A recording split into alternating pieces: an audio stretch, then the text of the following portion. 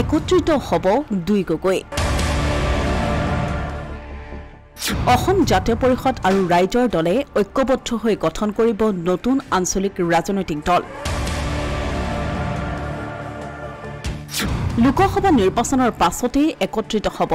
দুইটা দল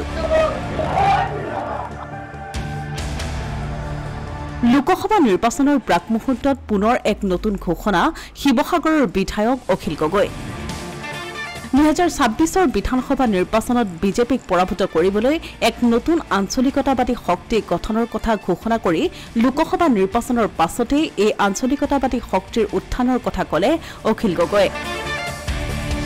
অসম জাতীয় পৰিষদ আৰু ৰাইজৰ দল আমি দুইটা দলে ঐক্যবদ্ধ হৈ একলগ হৈ এটা নতুন ৰাজনৈতিক দল এটা নতুন আঞ্চলিক শক্তি তৈয়াৰ কৰিবৰ কাৰণে আমি ইতিমধ্যে চিন্তা চৰ্চা কৰিছো এই সম্পৰ্কত অতি কমেও 5টা ৰাউণ্ডৰ আলোচনা ইতিমধ্যে আমাৰ সমাপ্ত হৈছে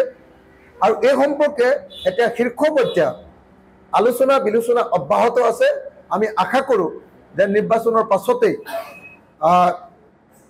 আৰু কেইমাহমানৰ পাছতে আমি দুইটা আঞ্চলিক ৰাজনৈতিক দল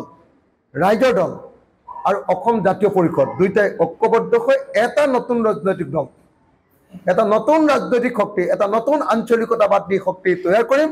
আৰু এই আঞ্চলিকতাবাদী শক্তিয়ে সমগ্ৰ অসমত ৰাইজক ঐক্যবদ্ধ কৰি 2026ত যাতে বিজেপিৰ বিকল্প এখন চৰকাৰ কৰিব পাৰো তাৰ কাৰণে চেষ্টা অব্যাহত আছে 2020 চনৰ 2 অক্টোবৰত অসমৰ 70টা থলুৱা সংগঠনৰ সহায়ত গঢ় লৈ উঠিছিল এক নতুন ৰাজনৈতিক দল ৰাইজৰ দল আৰু 2020 চনৰ 17 ডিচেম্বৰত লুৰিণজ্যোতি গগৈৰ নেতৃত্বত কা আন্দোলনৰ পটভূমিত গঢ় লৈ উঠিছিল অসম জাতীয় পৰিষদ নামৰ নতুন ৰাজনৈতিক দলটো 2021 চনৰ বিধানসভা নিৰ্বাচনত ৰাইজৰ দলে অসম জাতীয় পৰিষদৰ সৈতে মিত্ৰতা কৰি একেলগে প্ৰতিদ্বন্দ্বিতা কৰিছিল 2026 বিধানসভা নিৰ্বাচনৰ পূৰ্বে দুইটা দল ঐক্যবদ্ধ হৈ চলাব নিৰ্বাচনী যুঁজ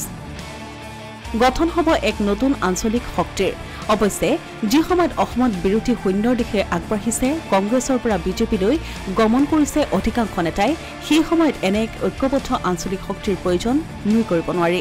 অসমীয়া প্ৰতিদিন ডিজিটেল ডেস্ক